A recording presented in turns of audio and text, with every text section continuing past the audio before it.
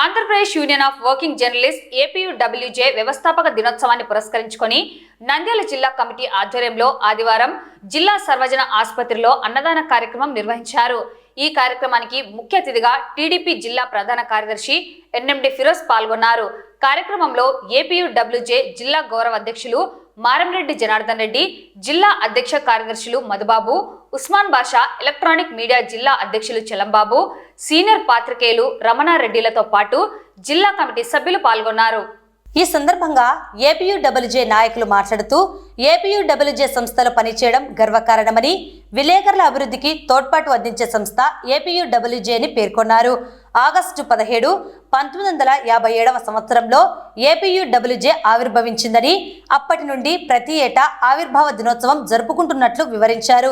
జర్నలిస్టులకు అక్రెడిటేషన్లు, హెల్త్ కార్డులు, జర్నలిస్టులకు ఇంటి స్థలాలిచ్చి ఇళ్లను నిర్మించి ఇవ్వాలని, జర్నలిస్టుల పిల్లలకు విద్యా సంస్థల్లో రాయితీలు ఇవ్వాలని తదితర సంక్షేమ పథకాల కోసం ఏపీయూడబ్ల్యూజే పోరాడుతుందని, అలాగే జర్నలిస్టులపై దాడులను అరికట్టేందుకు ప్రత్యేక చట్టం తేవాలని వారు ఈ సందర్భంగా ప్రభుత్వాన్ని కోరారు.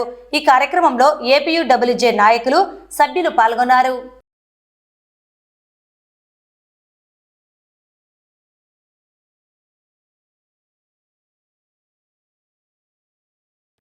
ఆవిర్భావ దినోత్సవం ఇప్పటికీ 68 సంవత్సరాలు పూర్తయింది. 1957 ఆగస్టు 17వ తేదీన ఏపీడబ్ల్యూ ఆవిర్భవించింది.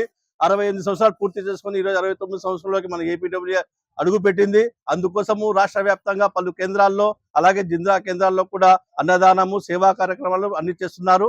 అందులో భాగంగా ఈరోజు నంద్యాల జిల్లా కేంద్రంలో మన ప్రభుత్వ ఆసుపత్రిలో అన్నదాన కార్యక్రమం ఏర్పాటు చేయడం జరిగింది.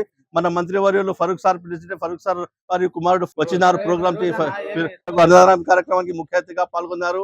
కాబట్టి ఆయనకు ధన్యవాదాలు. అలాగే మన ఏపీడబ్ల్యూజే సంస్థ పలు జర్నలిస్టుల సంక్షేమం కోసం, అలాగే జర్నలిస్టుల అభివృద్ధి కోసం పనిచేస్తుంది. అక్రిడేషన్లు కూడా మనకు వచ్చాయి. అలాగే మనకు అక్రిడేషన్ల కోసం, జర్నలిస్టుల హెల్త్ కార్డుల కోసం, వారి యొక్క బస్ పాస్ల కోసం, ప్రతి ఒక్కరి కోసం ఏపీడబ్ల్యూ కృషి చేస్తుంది. ఈ సందర్భంగా వచ్చినందుకు ఫిరోజ్ గారికి ధన్యవాదాలు. ఎంతో చరిత్ర కలిగిన ఏపీయూడబ్ల్యూజే యూనియన్ 69 సంవత్సరాలు పూర్తి చేసుకునేందుకు అందులో సభ్యులుగా ఉన్న వారి కుటుంబానికి ప్రతి ఒక్కరికి అభినందన తెలుపుతున్నాం. భవిష్యత్తులో కూడా ఈ యూనియన్ ఇదే విధంగా కొనసాగుతుంది. ఇదే బలంగా బలోపేతంగా ఉంటుంది. పోరాటాలు కూడా ప్రభుత్వంపై కూడా జర్నలిస్టుల సమస్యల కోసం రాజీ లేని పోరాటాలు జరపడంలో మొదటి నుంచి ముందున్నాం. రేపు కూడా ముందుంటాం, మొన్నాడు ముందుంటాం. కాబట్టి సేవా కార్యక్రమాలు కూడా నంద్యాలలో కానీ ఎక్కడైనా కానీ ఏ మాత్రం తగ్గకుండా సేవా కార్యక్రమాలు జరపడంలో ఏపీయూడబ్ల్యూజే ముందుంది. ప్రభుత్వ ఆసుపత్రులు కావచ్చు, ఇంతకుముందు పరివర్తన దాంట్లో కావచ్చు, ఇంకా ఎన్నో సేవా కార్యక్రమాలు, అంటే కొన్ని ప్రచారం లేనివి ఉన్నాయి, కొన్ని ప్రచారంతో ఉన్నాయి. ఖచ్చితంగా యూనియన్ ఎంతో బలంగా ఉంది. మనకు మంత్రి ఫరూక్ గారి ఆశీస్సులు ఉన్నాయి యూనియన్కు కానీ, మన పాత్రికేయులకు కానీ.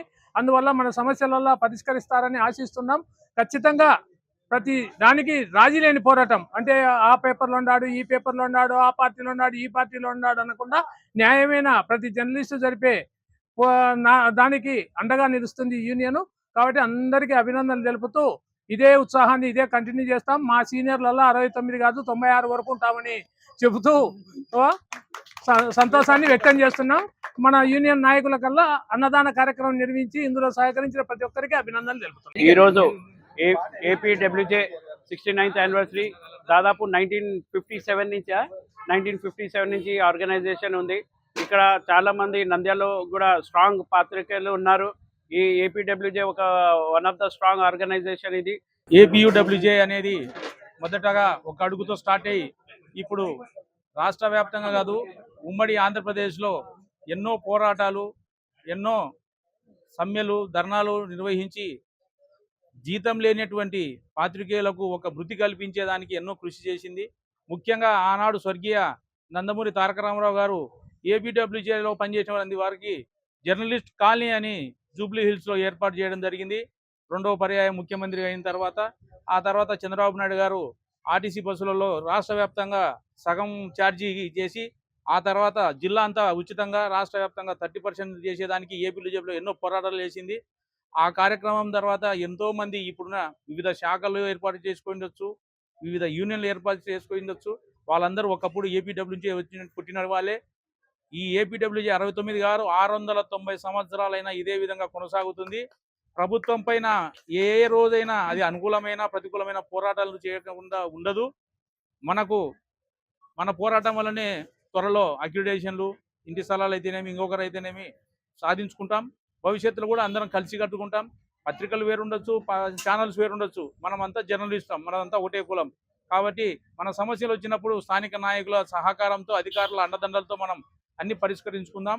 ఈ విధంగా ముందుకు పోవాలని చెప్పి నేను తెలియజేసుకుంటూ 69వ సంవత్సరం జరుపుకున్న ఏపీడబ్ల్యూజే